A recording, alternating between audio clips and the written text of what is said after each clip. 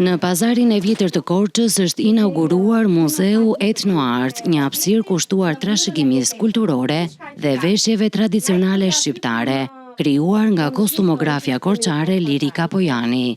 Muzeu u realizua në bashkëpunim me Bashkinë Korçë në kuadër të nismave për promovimin e artizanatit dhe vlerave kulturore të qytetit. Përmes kostumeve tradicionale, kryesisht nga rajoni i Korçës, muzeu sjell për vizitorët historinë, identitetin dhe mjeshtërinë e trashëguar ndër breza. Pjesa poshtë është zonë natyrale dhe komunitetet në bashkëjetesë, lart është jeta qytetare dhe në kjo dhomë që jemi jam munduar të paraqes Korçën siç e moti, me kujtime, me objekte të familjes, që ajo e bën më të rëndësishme, që gjithë se kush e viziton, të gjej veten, të gjej një kujtim të fëmirisë, të gjej një nostalgji dhe tek e fundit shtëpinë e gjyshes. I konceptuar si një homazh për trashëgimin kulturore shqiptare, muzeu është mirëpritur nga qytetarë dhe dashamirës të kulturës, të cilët e vlerësojnë si një nismë të rëndësishme për ruajtjen e këtyre vlerave.